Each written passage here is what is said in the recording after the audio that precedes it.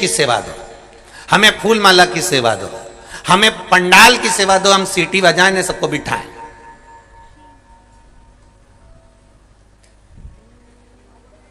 फिर अगर यह सेवा नहीं मिले तो जहां भोजन का काम हो वहां पर माइक पकड़ने की सेवा दो। यह सेवा नहीं बने तो फिर हमको जो है सबको भोजन परोसने की सेवा दो।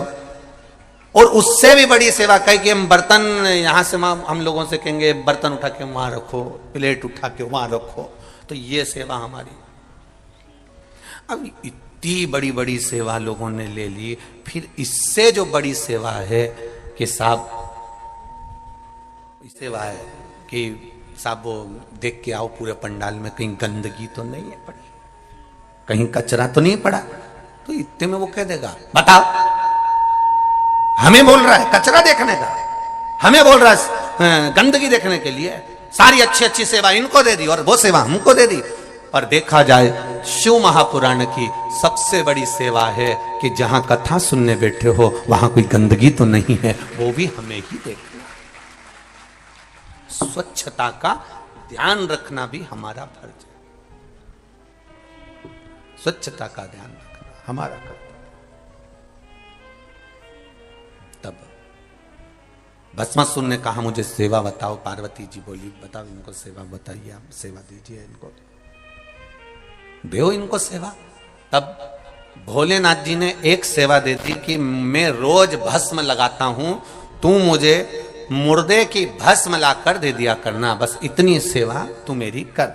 अब भस्मासुर ने कहा प्रभु वाह क्या सेवा दी है, बहुत बढ़िया सेवा है, अब बताओ कहीं का होता तो कह देता बताओ मुर्दे की भस्म लेने भेज रहा है मेरे को, पर भगवान ने कहा नहीं तू मुर्दे की भस्म ढूंढ के ला। अब ये रोज जाता मुर्दे की भस्म लेकर आ जाता, रोज जाता शमशान से मुर्दे की भस्म लेकर आ जाता, रोज जाता मुर्दे की भस्म लेकर आ जाता। साल निकल गए, अब कोई जरूरी है कि रोज कोई मरेगा?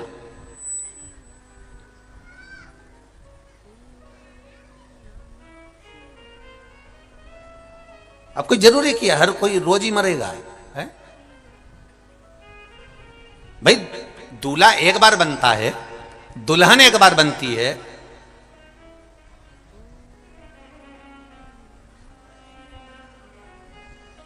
तो कोई जरूरी है कि हर बार दूल्हा दुल्हन बने वो? नहीं नहीं नहीं। अब कोई मरा ही नहीं। भस्मासुर ने अपनी पत्नी से कहा आज सवेरे से घूम रहा हूं पर कोई मुर्दे की भस्म ही नहीं बन रही, मिल ही नहीं रही। पत्नी ने कहा सदुर देखिए आए, आओ हर जगह पर गए थे, सब जगह हो जाए, हाँ, पर मुर्दे की भस्म ही नहीं मिली।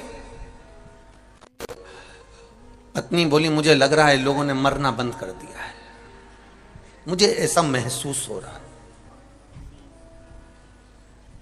पति ने कहा भोलेनाथ जी को सुबेरे सुबेरे भस्म लगती है, भस्म का श्रृंगार होता है, भस्म नहीं मिलेगी तो भोलेनाथ जी के पास में मैं कैसे जाऊंगा, उनने मुझे सेवा दी है। अब धर्म पत्नी तो धर्म पत्नी थी, ऐसी चतुर धर्म पत्नी सबके पास होना चाहिए, ऐसी चतुर।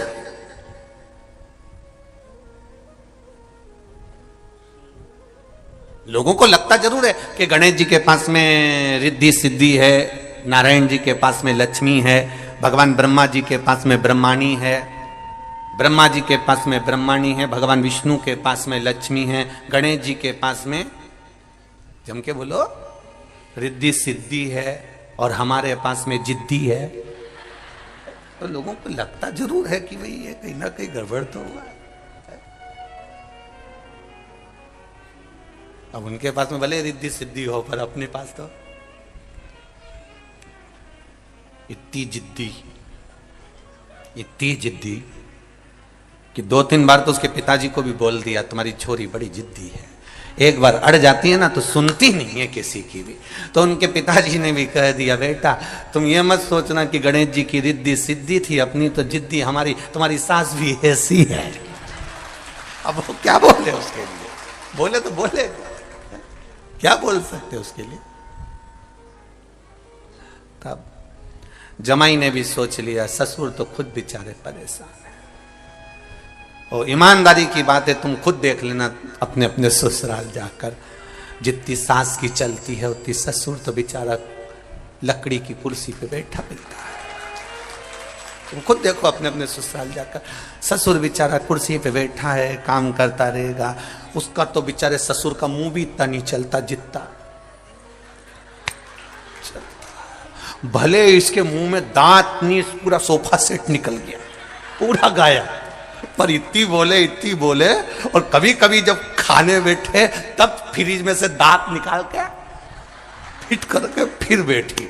अब जमाई को भी लगा बिना दांत के इतनी बोल रही, अब दांत लग गया तो कितनी बोलेगी। सोचने वाली बात। तो इस अंदाजे में मत रहना भाइयों। धर्म पत्नी मिले, भस्मासुर की धर्म पत्नी बड़ी चतुर थी, बड़ी विद्वान। और भस्मासुर की धर्म पत्नी ने तुरंत, भस्मा ने कहा मैं क्या करूं तू बता मेरे को। धर्म पत्नी बोली देखो सीधी सीधी बात है, मुर्दे मिलना मुश्किल हो गए, शमशान में आग नहीं लग रही है, भस्म नहीं मिल रही है, तो क्यों नहीं करते अपनी खुद की फैक्ट्री, क्यों नहीं खोलते अपनी खुद की फैक्ट्री खोलो। भस्मासुर ने कहा मतलब मैं जाके मर जाऊं और मेरी भस्म शिव जी को चढ़ जाए। पत्नी बोली फैक्ट्री का मतलब ये थोड़ी ना है, कच्चा माल दूसरी कंपनी का लाओ, अपनी फैक्ट्री से सर्व करो। कोई कोई दवाइयां किसी अन्य फैक्ट्री में बनती है, लेवल तुम्हारा लग जाता है कि साहब इनकी दुकान का माल है, इनकी कंपनी का माल है, इनका सामान है।